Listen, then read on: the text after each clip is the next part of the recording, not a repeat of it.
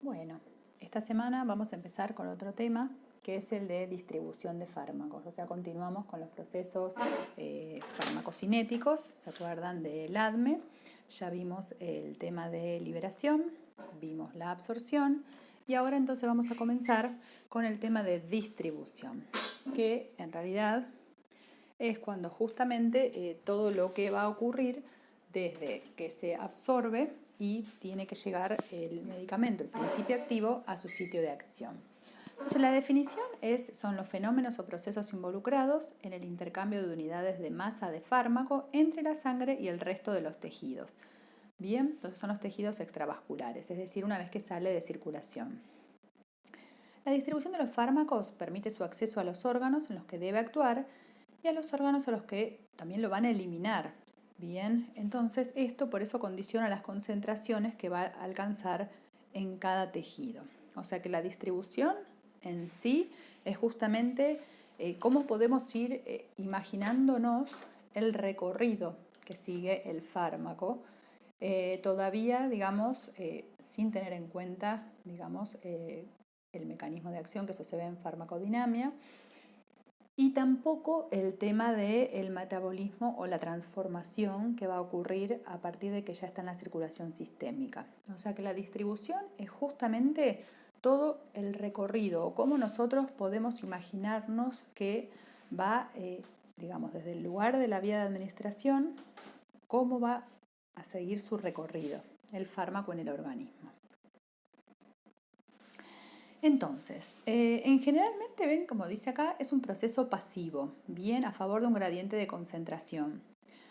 Esto se acuerdan que una vez que se iba absorbiendo el medicamento, iba entrando a la circulación. Y justamente como la circulación hay un flujo constante de sangre, o sea que no está estática, es por eso que sigue habiendo un gradiente de concentración y es lo mismo, digamos, que también va a ocurrir adentro del cuerpo. O sea que los mismos principios o los mecanismos que regían para la absorción van a también seguramente tener la misma, digamos, influencia en el tema de la distribución. Algo que es fundamental tener en cuenta, y ahora sí ya empezamos a ver cosas biológicas que tienen que ver con el organismo, es que una vez que pasa a la circulación, ustedes saben que la sangre no es solamente un líquido que tiene disueltos minerales, sino que tiene proteínas, bien, en suspensión, como así también células. Entonces, algo que tenemos que tener en cuenta es que estos principios activos, parte van a estar solitos, libres, y parte van a estar unidos, van a tener una afinidad tal, que ahora vamos a ver de qué va a depender esto, que entonces no van a viajar solitos en este fluido como uno se lo podría imaginar, como si fuera solamente un líquido. Bien, entonces, ¿qué pasa? ¿A qué proteínas se van a unir estos principios activos? Bueno, fundamentalmente la más importante es la albúmina, que como se vio, une tanto ácidos como bases débiles, aunque uno sabe que a pH fisiológico la albúmina tiene carga negativa, entonces uno pensaría que solamente podría unir, digamos, moléculas que estén ligeramente cargadas positivamente. E igual, a pesar de esto, une todo tipo de principios activos, tiene más de un sitio de acción y es la proteína más frecuente y más importante. Esto hay que tenerlo en cuenta porque de acuerdo a la concentración plasmática, por ejemplo, que tenga un individuo de albúmina, o si hay algún problema, alguna patología en la que este valor esté alterado, si son fármacos que tienen alta unión a la albúmina, podría cambiar esta unión. Otra proteína que va a estar en el plasma y que a los cuales los fármacos también se unen, especialmente las bases débiles y las sustancias no ionizables, son las lipoproteínas. Y tenemos la alfa-glicoproteína que une bases débiles. La alfa-glicoproteína es una proteína, por ejemplo, que a veces se encuentra aumentada en procesos de inflamación. Entonces, fármacos que tengan alta unión a esta proteína, en situaciones donde tengamos la alfa-glicoproteína aumentada, podrían aumentar la unión a estas proteínas. ¿Cómo es esta unión a las proteínas? Bueno, por lo general es un proceso reversible y sigue la ley de masas. Bien, o sea que va a depender de qué. Va a depender de la concentración de fármaco libre, va a depender de la constante de asociación, porque cada principio activo a estos sitios de acción de las proteínas va a tener una afinidad determinada. O sea que los que sean más afines, pero como ven, no es solo la constante, digamos, la afinidad que tengan, sino la cantidad de medicamento. Después tenemos que ver qué cantidad de números de sitios de fijación libre por mol de proteína tenemos y la concentración de proteína. O sea que todos estos factores juntos son los que van a determinar, digamos, qué cantidad de principio activo se va a unir o no a las proteínas. Bien, o sea que no es solamente el tema de la cantidad de proteína o la cantidad de fármaco libre. Y esto porque a veces es muy importante, porque hay fármacos que tienen quizás una alta afinidad a las proteínas, pero quizás las dosis terapéuticas son muy bajitas, entonces a pesar de que tengan una alta afinidad, quizás unen una pequeña porción, por ejemplo, de los sitios activos, y quizás hay otro fármaco simultáneamente que quizás no tiene tanta afinidad, pero se da una dosis muchísimo más grande que puede llegar por número, digamos, por esta ley de masas, puede llegar a desplazar a otro que quizás tenía un poco más de afinidad. Entonces hay que ver el balance de todo el cuadro, digamos, lo que está en juego para ver, digamos, qué tanto se va a unir un fármaco a las proteínas o no. Bien, o sea que no hay un solo factor que pueda determinar, o sea que hay que ver simultáneamente la cantidad de fármacos, si hay otro fármaco dando vueltas que esté compitiendo por el mismo sitio de acción, las constantes de afinidad y obviamente la cantidad de proteínas, porque a veces si hay alguna patología por lo que la proteína está disminuida, digamos que también va a influenciar. Entonces, ¿qué factores van a condicionar entonces las propiedades de esto de la distribución de un fármaco? En general, como vimos hasta ahora, en todos los procesos farmacocinéticos, más o menos son los mismos factores los que tienen, digamos, influencia. En algunos quizás tenga más influencia uno que otros. En la distribución, las propiedades físico-químicas del fármaco, por supuesto que van a ser fundamentales, porque dependiendo justamente las características van a hacer que tengan afinidad o no para unirse a una determinada proteína o para circular mayormente como fármaco libre. Entonces estas propiedades vimos que son el peso molecular, la polaridad, que ven que a qué proteína se puede unir más o a cuál otra, el grado de ionización y si tienen sistemas, digamos, tienen afinidad a sistemas de transporte especializados. Esto condiciona lo que les decía, que es el tema de la unión a proteínas plasmáticas. Otro tema que es fundamental en distribución, porque ustedes ven esto, es cómo va viajando el fármaco. Entonces, si nosotros tenemos órganos con un alto flujo sanguíneo, seguramente va a tener más posibilidad, digamos, de que llegue el fármaco independientemente de la unión o no a proteínas. Después vamos a ver el tema de la luz capilar y las características del endotelio. Esto es algo crucial, sobre todo para aquellos fármacos, por ejemplo, que por su polaridad quizás no pueden penetrar, digamos, en toda esta distribución. La idea es que lleguen a los sitios de acción y en todo este tránsito del fármaco a veces se encuentran con barreras como son las membranas, que también tienen que ir atravesándolas. Entonces, esto de la luz capilar y las características del endotelio tienen total influencia en aquellos, por ejemplo, fármacos que no tienen la capacidad, por ejemplo, de tener una lipofilicidad tal que puedan hacer difusión pasiva y necesiten sí o sí que haya una distancia, una unión no tan estrecha en las células del endotelio, como pasaría, por ejemplo, en el sistema nervioso central, que no pueden pasar. Entonces ahí estaría dificultada la distribución. Hay otros órganos, por ejemplo, como los sinusoides hepáticos o las células renales, que tienen, digamos, las células no tan estrechamente unidas, no tan pegadas, entonces el fármaco podría llegar a seguir su circuito, digamos, podría continuar la distribución. Y finalmente va a haber va a influenciar en esto de la distribución la afinidad del principio activo y el tejido. Esto también se vio, por ejemplo, en fármacos muy lipofílicos que tienen una alta afinidad por las grasas. Es como que las grasas lo secuestran, entonces no puede continuar el proceso de distribución. Bien, entonces todas estas cosas las tenemos que tener en cuenta cuando pensamos, digamos, cómo va a circular, cómo se va a distribuir el principio activo. Entonces, yo lo que ahí le estaba comentando, por ejemplo, un fármaco muy liposoluble accederá con mayor facilidad a los órganos muy irrigados, bien, porque es como que hay un gran flujo de sangre, entonces digamos que pueden penetrar también por difusión pasiva. Los órganos que están muy irrigados son el cerebro, el corazón, el hígado, el riñón. El sistema nervioso central también está muy irrigado, pero acá tenemos el tema de que, bueno, por ejemplo, los liposolubles sí seguramente van a poder acceder, a menos que haya alguna proteína que lo saque para afuera, como yo les había contado de las glicoproteínas P. Pero no lo agregué en esta lista porque tenemos un sistema especializado, que a veces hay medicamentos que no pueden pasar la barrera hematoencefálica.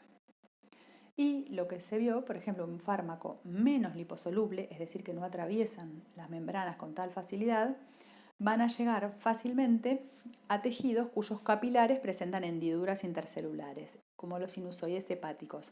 Entonces, ¿por qué? Porque los menos liposolubles no pueden atravesar membranas, porque se acuerdan que tenían que tener una cierta lipofilicidad para esto de la difusión pasiva. Entonces, si estaban cargados, la membrana no permite que la atraviesen, entonces no pueden seguir este circuito de distribución. Bien. Bueno, lo que yo les comentaba, hay áreas especiales donde la distribución está restringida. Por ejemplo, el sistema nervioso central, el ojo.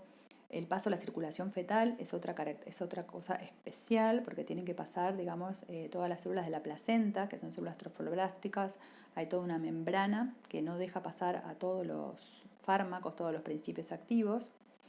El acceso a secreciones exócrinas, por ejemplo, como las lágrimas, salivas, la leche, que esto también, la leche materna, es un factor muy importante, sobre todo cuando las mamás están en lactancia.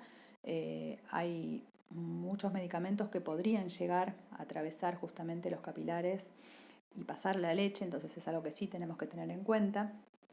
El líquido prostático. Bueno, todas estas presentan características peculiares, ¿bien? ¿Por qué? Porque la filtración a través de estas hendiduras está muy limitada. Lo que pasa es que está pensado justamente como para limitar el acceso de toda sustancia que podría llegar a ser tóxica, bien, ya sea tanto para el sistema nervioso central o en el caso de la placenta para proteger al feto, pero la realidad es que no es tan, digamos, tan limitado el acceso, por eso uno tiene que tener muchísimo cuidado en el tema de la administración de medicamentos embarazadas. O sea, hay muchos que sí logran, digamos, no pasar esta barrera, digamos que proteger al feto, pero otros que no. Pero lo menciono porque la distribución en estas áreas especiales es diferente, porque tenemos membranas y estructuras que requieren, digamos, a veces formas farmacéuticas o solubilizadores, que son excipientes, para poder acceder a estas zonas y si no de otra manera no se puede acceder. Bien, ¿por qué? Porque el transporte en estas áreas solo se puede dar por difusión pasiva, transporte activo o la transitosis. Entonces, dependiendo de la forma farmacéutica y el principio activo, a veces esto no se puede lograr. Bueno, hay que ver la manera, por eso yo les contaba las vías de administración, que a veces son directamente en el órgano. Por ejemplo, hay situaciones donde se necesita aplicar determinados antibióticos, por ejemplo, en el sistema nervioso central, en el cerebro, y por el principio activo, por la fórmula, digamos, que tiene, se sabe que por más que uno altere la forma farmacéutica, los excipientes, vemos que a veces no hay caso y estos no atraviesan. Entonces, en esos casos, lo único que queda es utilizar una vía de administración directa que vaya al cerebro o a la zona donde nosotros necesitamos que actúe el medicamento. Bueno, entonces acá les presento, digamos, un esquemita que me parece que está bueno tenerlo presente para que ustedes vean, esto es justamente en el sistema nervioso central, es como son, ven la barrera hematoencefálica, ven que arriba tendríamos justamente como lo que sería la luz del vaso sanguíneo, y la primera capa es una membrana basal, que eso es una obstrucción, digamos, para el principio activo, no puede pasar. Y después el tema de las células endoteliales, abajo está agrandado, y si ustedes se fijan es como que las células las esquematizan que están muy pegaditas, son uniones estrechas, uniones ajustadas, como dice en el dibujito. Entonces, esta estructura se mantiene prácticamente en casi todo el sistema nervioso central. Hay unas pequeñas porciones que no tienen esta estructura. Entonces, en esas otras zonas sí podría llegar a atravesar, podría llegar a acceder un medicamento. Pero digamos que en la mayor parte del sistema nervioso central tenemos esta estructura que limita el acceso de los principios activos. Entonces, nosotros, bueno, yo estoy contándoles, digamos, cómo va circulando, cómo va distribuyéndose el principio activo en el organismo. Entonces, para poder representarlo, vieron que en biofarmacia se utiliza mucho el tema de modelos, esquemas, como para poder encontrar alguna fórmula o alguna descripción para poder encontrar, digamos, parámetros que nos permitan a nosotros poder establecer si se logró que haya distribución o no.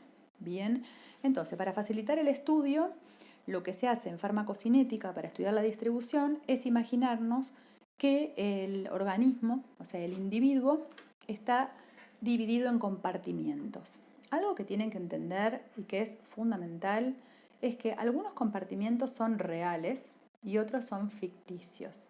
Bien, ¿cuáles serían reales?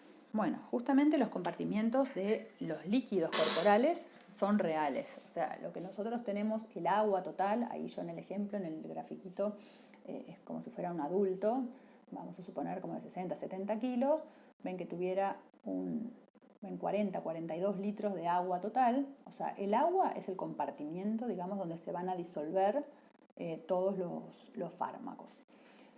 Pero esa agua, ustedes saben que no está, digamos, como si fuera un balde que nosotros echamos algo y se disuelve automáticamente. En realidad en el organismo sabemos que tenemos líquido intracelular, o sea, dentro de las células tenemos la mayor cantidad de agua, y tenemos líquido extracelular, es decir, lo que está fuera de las células. Y este se divide en el intersticial, que es el que está como rodeando a las células, y el plasma, que es el que nosotros conocemos, lo que va circulando por las venas. Bien, esto ténganlo presente porque nosotros después todas las deducciones o todos los cálculos que hagamos lo vamos a hacer solamente. Fíjense que el plasma es aproximadamente, pueden encontrar otros porcentajes porque hay autores que lo aproximan, digamos, quizás con estos no son números exactos, ni mucho menos, pero no importa. Lo importante es que es alrededor de un 8%, otro puede decir que es un 10%, no importa. Piensen que todas las características o todas las conclusiones, ¿se acuerdan que nosotros hablábamos de biodisponibilidad cuando la medimos en plasma? Entonces todas las deducciones que hagamos, en realidad estamos hablando de las conclusiones acerca de un 8%. Entonces por eso es que a veces si no se cumple esto de la proporcionalidad en el sitio de acción y en el plasma, es por eso que yo les contaba que a veces puede no representar bien lo que nosotros estamos calculando. Pero lamentablemente en la práctica no hay otra manera de poder medir los fármacos que no sean en plasma. Bien, entonces esto, hablando de cinética de distribución, serían compartimientos reales, donde se puede distribuir el medicamento, porque hay medicamentos, ustedes saben, que llegan adentro de las células, otros que están afuera de las células, pero estos serían los compartimientos reales para el estudio. ¿Cuáles son otros compartimientos reales que no son acuosos, que también contienen y distribuyen a los principios activos? Bueno, justamente como yo les estaba contando, los fármacos pueden ir unidos a proteínas plasmáticas, que acá viene la salvedad, que dependiendo el método analítico, cuando nosotros medimos fármacos, hay métodos analíticos que nos permiten medir la concentración total en plasma. En este caso estaríamos midiendo tanto lo que va unido a las proteínas plasmáticas como lo que no. Si tenemos un método analítico que mide solamente, por ejemplo, fármaco libre, entonces lo que está unido a proteínas plasmáticas, por más que está en el plasma, no lo estaríamos uniendo. Entonces eso es un detalle cuando uno lee los enunciados. Hay que prestar mucha atención si los métodos analíticos miden el fármaco total. La mayoría de los métodos analíticos no tienen la capacidad de discriminar lo que está unido o no. Entonces uno tiene una idea que no es real, digamos, de lo que necesita uno conocer, porque ustedes saben que en general todo lo que tiene acción y todo lo que va a actuar y todo lo que va a atravesar las membranas van a ser las moléculas de fármaco libre. Entonces, ¿qué pasa? Muchas veces uno mide una concentración en plasma, piensa que hay mucho medicamento, pero si esto estaba mayormente unido a proteínas, en realidad lo que queda de libre va a ser muy poquitito. Y a veces los métodos analíticos no nos permiten hacer esta discriminación. Entonces a veces uno no entiende por qué tiene tan poca acción si la concentración plasmática es muy alta. Bueno, a veces se da por esto, porque hay medicamentos que están tan unidos a proteínas plasmáticas que lo que quedaría libre para actuar es un porcentaje mínimo. Después, otro de los compartimientos reales no acuosos son los ácidos nucleicos. Hay fármacos que se unen a los núcleos de las células, a veces expresamente están dirigidos a los núcleos de las células. Y el tejido adiposo. El tejido adiposo es algo que uno tiene que... es muy importante, inclusive a veces la grasa que está poco irrigada se convierte en un reservorio donde los medicamentos se quedan por mucho tiempo, es más, se pueden quedar hasta años. ¿Por qué les comento esto? Porque se ha visto que gente, por ejemplo, obesa, que en un momento determinado de su vida baja de peso, baja rápidamente de peso y a veces empiezan a tener efectos tóxicos y uno no sabe por qué y en realidad son de medicamentos que habían tomado hace muchos años y empiezan a liberarse a la circulación porque estas células adiposas empiezan a degradarse, empiezan a eliminarse y empiezan a liberar los principios activos que habían quedado secuestrados. Entonces, bueno, estas son de las cosas también que hay que tener muy en cuenta porque a veces la distinta composición corporal, de acuerdo a la cantidad de grasa o la cantidad de músculo, hace que la distribución, dependiendo del fármaco, si es liposoluble o no, sea diferente. Pero en farmacocinética no es tan sencillo, digamos, medir, porque ustedes, como yo les iba contando antes, a veces no es posible medir, bueno, a ver cuánto tengo adentro de la célula de fármaco, cuánto tengo intersticialmente. Entonces, lo que se hace es dividirlos en 3 grandes compartimientos. Al compartimiento central va a incluir, en realidad ahora les voy a decir cuáles son.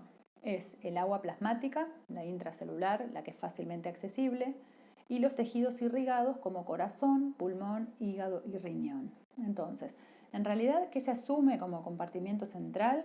Sería a lo que el fármaco llega rápidamente. Entonces, en general se vio que son estos, cuando uno piensa que es compartimiento central. Esto es una definición farmacocinética que ya empieza a no tener que ver con realmente qué órganos, pero uno cuando lo estudia ve que esto que yo les acabo de mencionar son los que tienen distribución rápida. Por eso lo llamamos el compartimiento central. Pero esto ya es una definición, digamos, como una convención de farmacocinética. Para poder estudiar cómo siguen y cómo se distribuyen los principios activos, uno hace una división de acuerdo a la velocidad en que llegan. Entonces, los que llegan rápido, uno dice, bueno, es el compartimiento central, porque ahora vamos a ver dónde está el compartimiento central, para imaginarlo. El siguiente es el compartimiento periférico superficial. Entonces, en este caso va a estar formado por el agua intracelular poco accesible, que son los tejidos poco irrigados como la piel, la grasa, el músculo, la médula ósea, donde el principio activo se una débilmente. Y finalmente vamos a tener el compartimiento periférico profundo, que va a incluir todos los depósitos tisulares a los que el principio activo se una con mayor fuerza. Esto, como ven, es un concepto farmacocinético convencional y en un caso puede ser que la grasa, que está ahora incluida como periférico superficial, en realidad se comporte como periférico profundo, porque si el medicamento es muy, muy, muy liposoluble y en realidad el fármaco queda depositado y se une con mayor fuerza, entonces pasaría a pertenecer al compartimiento periférico profundo. Entonces esto lo que es importante que ustedes sepan, que cuando uno llama compartimiento central, periférico superficial o periférico profundo, en realidad no importa biológicamente de qué estamos hablando, esto es como una manera como para que uno se lo pueda imaginar solamente, sino que va a ser en realidad la velocidad. O sea, en un organismo, digamos, en donde llegue rápidamente, bueno, eso para farmacocinética va a ser compartimiento central. Lo que tiene una, digamos, una distribución que es lábil, pero que llega un poquito más lento, bueno, se va a considerar periférico superficial.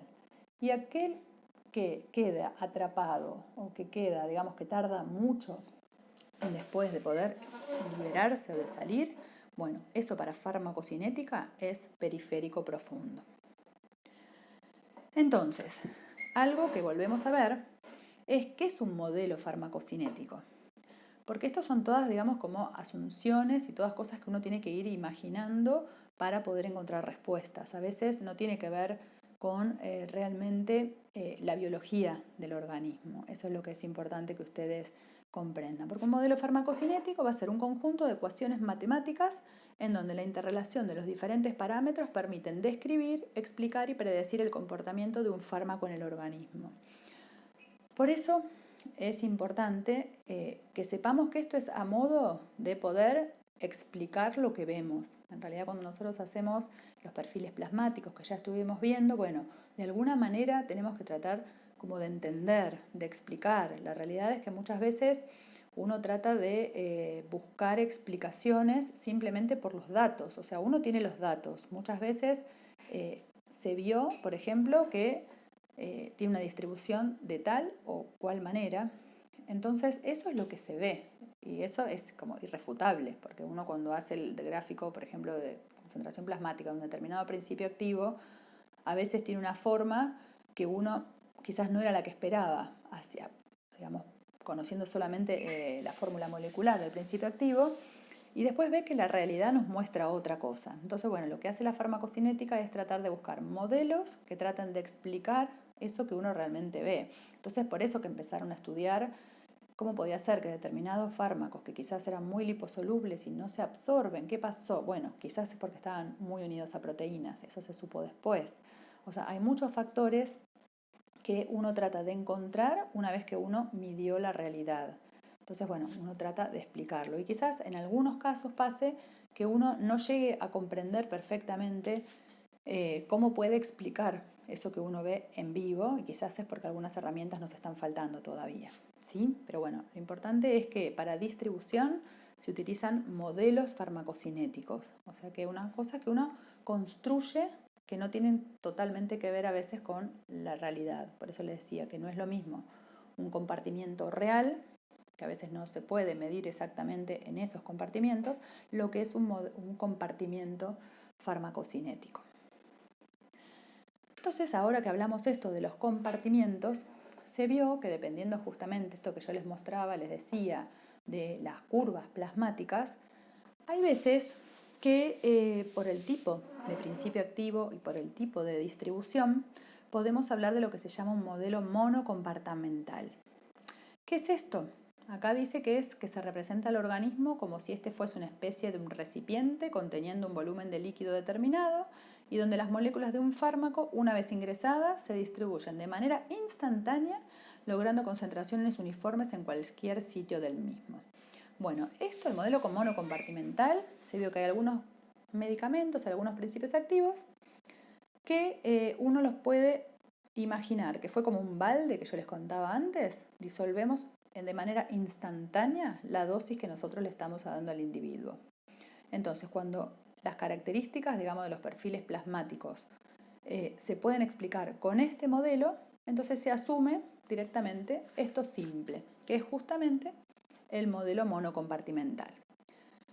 Ahora vamos a ver entonces cómo se grafica esto. Fíjense que es como que el cuerpo pasara a ser ese cuadrado que tiene la X. Esa justamente La D es la dosis que nosotros administramos, en este caso es intravenosa, pues se fijan al lado la curva.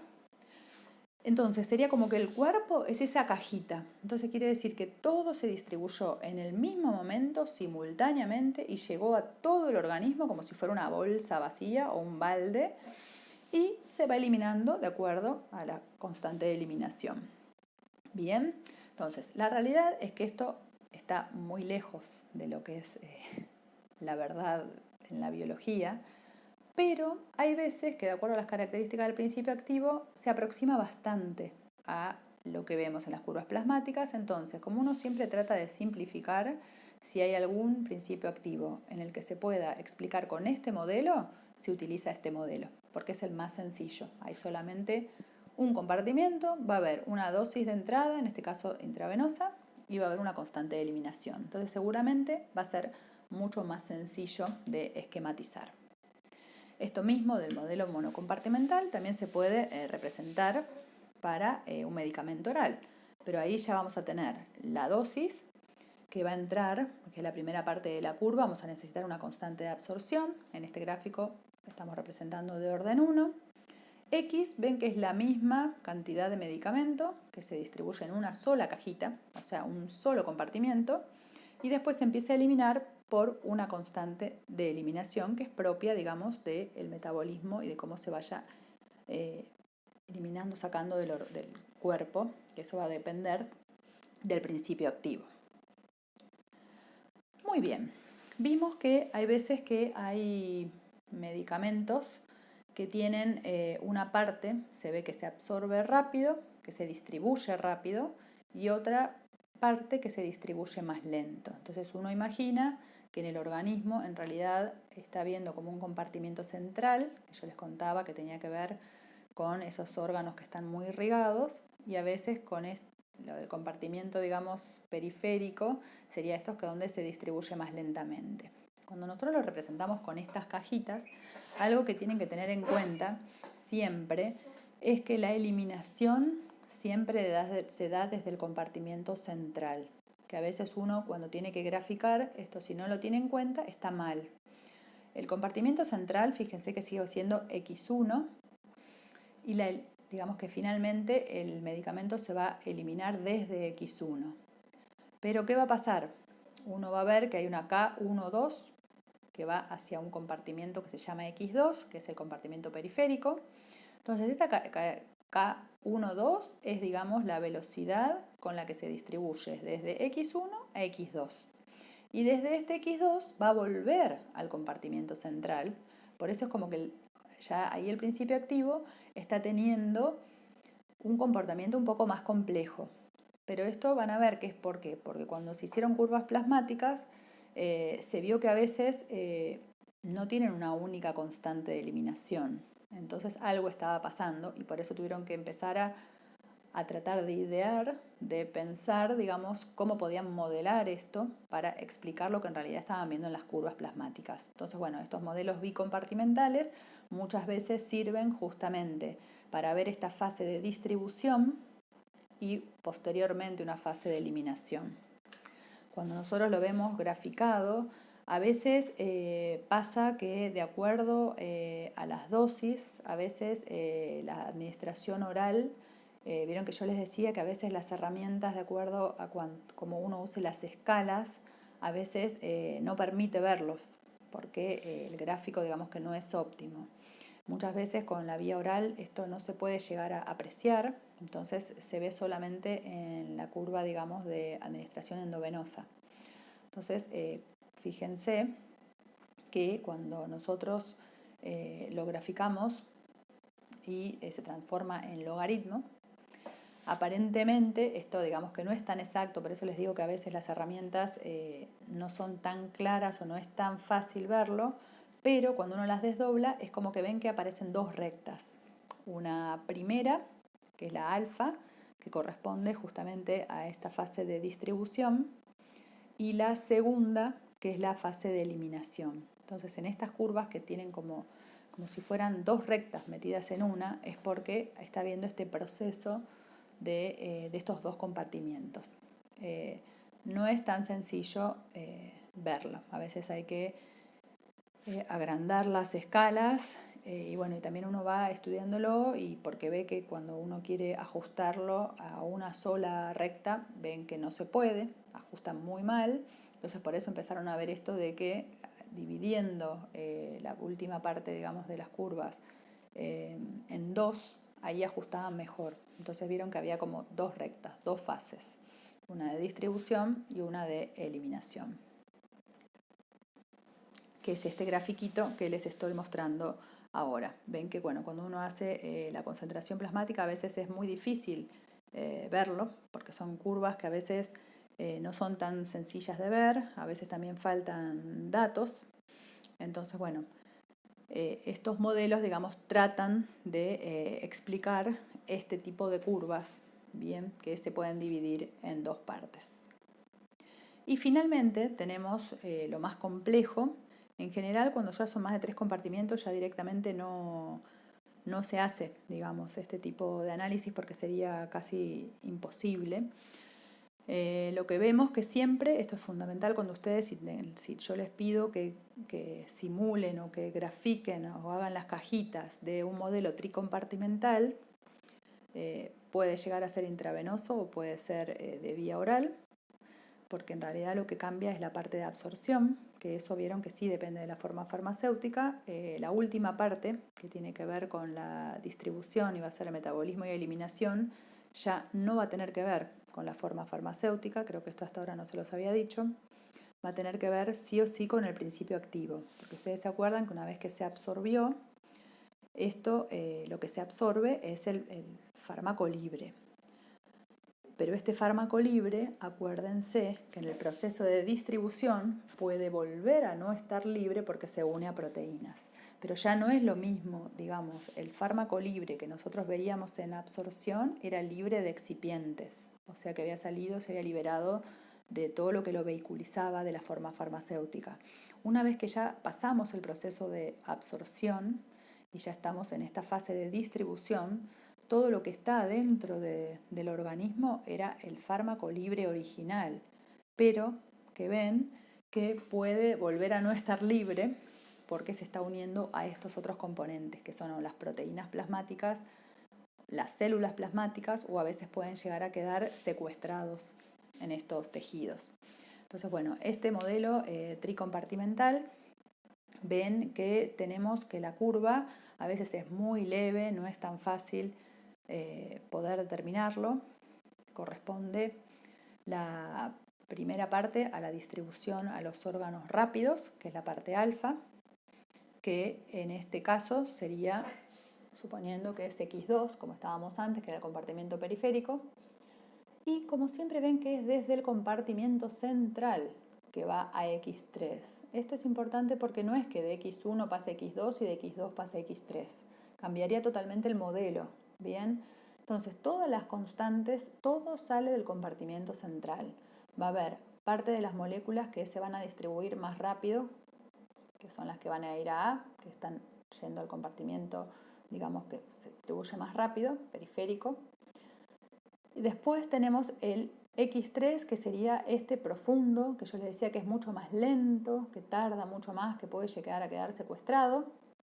Y finalmente la última parte de la curva siempre corresponde a la eliminación. En estos gráficos, digamos que nosotros podemos tener dividido en subrectas, que la vamos a ir como dividiendo, que son estas fases de distribución con distinta velocidad.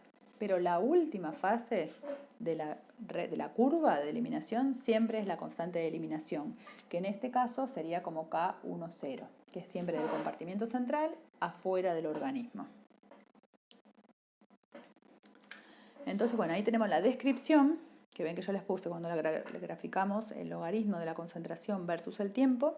Se puede apreciar que la curva se puede descomponer en 3 rectas. La primera corresponde principalmente a la fase de distribución a los tejidos superficiales, la segunda a los tejidos profundos y la última fase, como yo les decía, es la fase de eliminación del organismo. Siempre, bien, es la última que sale del compartimiento central. Entonces, ahora que entendemos un poquito esto de los modelos, digamos, de la cantidad de compartimientos en los que se divide el fármaco cuando va viajando en el organismo, uno de los conceptos que surgen es que si el organismo fuera realmente un solo compartimiento, si nosotros dividimos la cantidad de medicamento por esta concentración, obtendríamos lo que es el volumen de distribución. Esto es un concepto que es totalmente teórico, ¿bien? Porque es una asunción de que justamente lo que yo les decía al principio, que es casi es imposible que si uno administra un principio activo se distribuya uniformemente y al instante en todo el organismo. Entonces, pero bueno, son las medidas que uno tiene porque en general lo que utilizamos son las concentraciones plasmáticas, entonces tenemos que empezar a hacer determinadas asunciones. Entonces, bueno, lo que le estaba diciendo, pero en realidad ven que el fármaco que hay en el organismo no solo está disuelto en el agua corporal, sino también que puede estar unido a proteínas y a los tejidos. Entonces, cuando uno divide la cantidad esta de medicamento por esta concentración plasmática, lo que se conoce es como volumen de distribución aparente.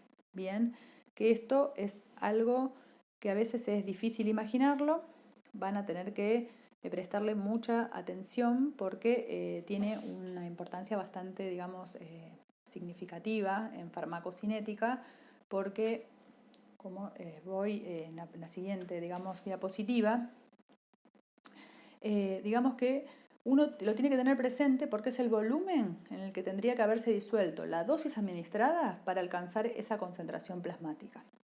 Entonces, como nosotros, todo lo que es biodisponibilidad y lo que asumimos como que es lo que va a actuar, que nosotros decimos, bueno, la respuesta en el sitio de acción va a estar íntimamente relacionada a esa concentración plasmática.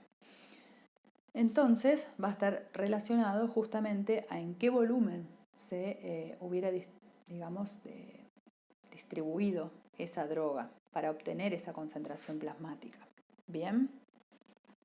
Entonces nos preguntamos, ¿para qué sirve calcular este valor si es aparente, si es todo simulado? ¿Para qué es tan importante? Porque muchas veces, justamente teniendo estos valores de concentración, teniendo estos valores, nos sirve para calcular la dosis inicial que debe administrarse para alcanzar con rapidez niveles eficaces en situaciones urgentes. Bien, para fármacos ven que de administración diferente a la intravenosa se debe considerar también la fracción absorbida. Entonces vamos a tener que hacer justamente la dosis por la fracción, que eso va a tener que ver con la biodisponibilidad, sobre esa concentración plasmática nos va a dar un volumen de distribución. Entonces, esto es importante porque para muchas drogas este volumen de distribución ya está como tabulado, o sea, se ha estudiado, se sacaron promedios a veces de muchos pacientes con determinadas características, entonces uno, digamos que puede ir ajustando la dosis con estos valores, ¿bien? Porque el objetivo fundamental es obtener una determinada concentración plasmática. Obviamente que dependiendo el tipo de medicamentos, uno va a tener que hacer un monitoreo individualizado al paciente, ¿bien? Pero bueno, hay muchos volúmenes de distribución que ya están tabulados, entonces, bueno, como primera aproximación, uno le sirve para calcular la dosis, porque uno ya sabe qué concentración plasmática quiere, este volumen de distribución, les digo, en muchos está. Entonces, bueno, es para este tema que uno necesita conocer este valor. Entonces, para ir terminando esta clase, digamos, de distribución, tenemos que tener presentes qué valores lo van a afectar. Bueno, justamente estos valores digamos, aparentes de distribución van a estar alterados por factores que alteran el volumen en real. Bien, porque si nosotros tenemos variaciones de peso del paciente, tenemos edemas, o sea que hay retención de líquidos, o hay una insuficiencia cardíaca, esto como afecta el volumen real, digamos, donde va a estar disuelto el principio activo, obviamente también va a afectar este volumen de distribución aparente. La insuficiencia cardíaca, lo que se vio que como hay poca circulación, en general el corazón funciona poco, entonces es como que circula menos, hay menor velocidad, entonces es como que habría un menor volumen real, ¿bien? Como que al circular menos, se considera, digamos, cuando se va disolviendo los principios activos, se considera como que disminuye el volumen. Otro factor que va a ser fundamental van a ser todos aquellos factores que alteren la unión a proteínas plasmáticas, porque acuérdense que nosotros esta concentración plasmática la medimos total, o sea que todo lo que esté unido a proteínas plasmáticas y libre se va a medir como que estaría en el plasma. Esto puede cambiar por la edad, digamos que a distintas edades hay distintas concentraciones plasmáticas, hay situaciones como el embarazo que producen, que después yo les voy a dar material, digamos, de las características, digamos, farmacocinéticas en el embarazo. El tema de la enfermedad hepática, porque hay menor producción de proteínas, entonces bajan las proteínas plasmáticas o están alteradas. Y fundamentalmente, que yo les contaba al principio, el tema de las interacciones medicamentosas. Y bueno, otra cosa que va a afectar, digamos, esto de la distribución y el volumen de distribución es todo lo que afecte la unión del principio activo a los tejidos, porque si se secuestra a los tejidos no lo tenemos en circulación plasmática.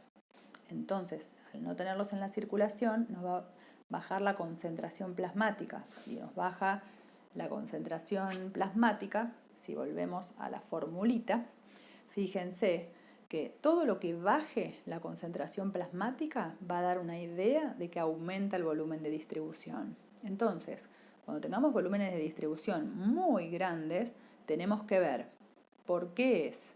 Si porque realmente hay más volumen, o había más dosis, o porque bajó mucho la concentración plasmática. Si hay alguna situación particular que hizo que el medicamento no se pudiera medir en la concentración plasmática. Entonces, esta formulita, acuérdense que son inversamente proporcionales. Esto lo tienen que tener bastante en cuenta. Bueno, entonces hasta acá llegamos con, digamos, todos los factores que afectan la distribución de un fármaco. Así que como resumen, tienen que acordarse el tema de que, bueno, qué factores, digamos, van a influenciar, que casi siempre son los mismos, pero en este caso ya empezamos a tener en cuenta al organismo, no solo con la distribución, digamos, real de estos compartimientos, sino de los compartimientos farmacocinéticos. Bien, que esto tienen que pensar dónde se une rápido, dónde va más lentamente, que eso es lo que hace, digamos, uno tiene que ir como imaginándose por dónde va circulando antes de que se metabolice y antes de que se elimine. Así que bueno, espero que más o menos igualmente yo les voy a subir material de, ahora sí, capítulos de libros de farmacología, donde quizás, bueno, esto va a complementar, por supuesto, con esta clase, quizás ahí puedan quedar algunas cosas, quizás como hay tablas, hay ejemplos, les va a ir aclarando un poquito más, digamos, la idea de esto de la distribución. Así que bueno, espero que más o menos vayan de a poquito incorporando los conceptos.